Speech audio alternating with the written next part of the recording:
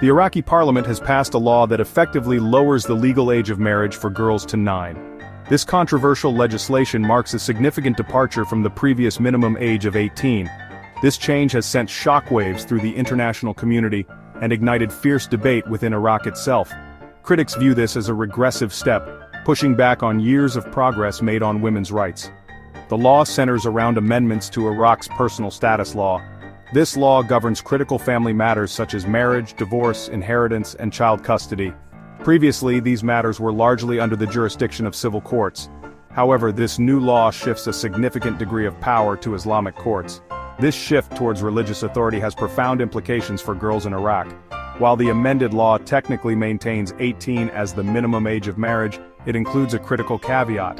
Clerics, now endowed with expanded legal authority, can authorize marriages for individuals younger than 18 based on their interpretation of Islamic law. This loophole effectively legalizes the marriage of girls as young as 9, particularly within the Ja'afari school of Islamic law. This development has sparked widespread fear and outrage, with many seeing it as a dangerous regression into a bygone era where women and girls were viewed as possessions. The international community watches with bated breath as this controversial law threatens to cast a long shadow over the future of women's rights in Iraq.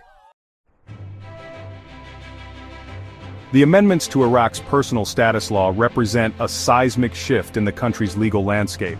The most alarming element of this change is the increased authority granted to Islamic courts in matters of family law.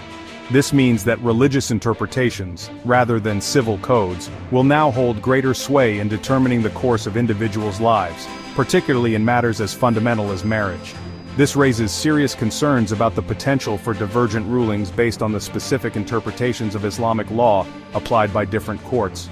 Iraq's diverse religious landscape, with various sects and schools of thought, could lead to a lack of uniformity and potentially discriminatory practices. The Ja'afari school of Islamic law, followed by a significant portion of Iraq's Shia population, has become a focal point of the controversy. This school of thought permits the marriage of girls as young as 9, citing interpretations of religious texts that have been debated for centuries. The potential for these interpretations to be implemented as law has raised alarm bells among human rights organizations and advocates for women's rights. This legal shift has also reignited discussions about the separation of religious and state powers in Iraq. Critics argue that giving religious courts greater authority over family law undermines the principle of a secular state, where laws should be applied equally, regardless of religious beliefs. The ramifications of this legal shift extend far beyond the issue of marriage, potentially impacting the lives of millions of Iraqi citizens. The passing of this law has been met with a chorus of condemnation from international human rights organizations. Amnesty International has denounced the legislation, calling it a catastrophic blow to women's rights in Iraq. They argue that allowing girls to be married at such a young age violates their fundamental rights to education, health, and bodily autonomy.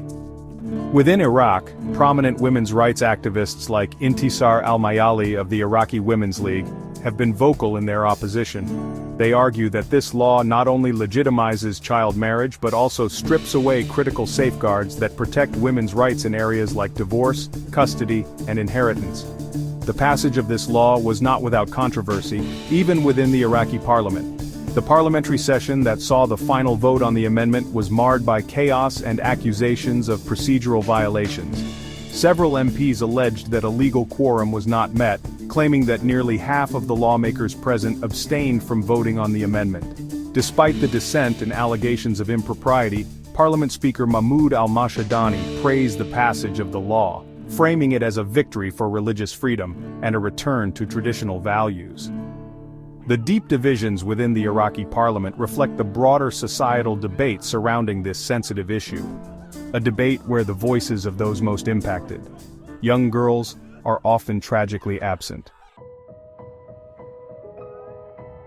The lowering of the legal age of marriage for girls is not an isolated incident but rather part of a broader trend of legal changes sweeping Iraq. Recent months have witnessed a flurry of legislative activity, including the passage of a general amnesty law and a land restitution law. These laws, while seemingly disparate, collectively point to a shifting legal landscape in the country. The amnesty law, while aimed at promoting reconciliation, has raised concerns about impunity for past crimes. Similarly, the land restitution law, while intended to address historical injustices, has been criticized for potentially exacerbating existing tensions and creating new conflicts. These legal changes, coupled with the amendment to the personal status law, raise questions about the direction Iraq is taking in its post-conflict reconstruction. Critics argue that these changes prioritize certain interests and ideologies over fundamental human rights and the rule of law. The international community, having invested heavily in Iraq's reconstruction, is watching these developments with a mix of concern and trepidation. The future of Iraq hinges on its ability to strike a delicate balance between upholding human rights, ensuring justice, and navigating the complex tapestry of its societal fabric. The world holds its breath, hoping that Iraq's journey towards a brighter future will not come at the cost of its most vulnerable citizens.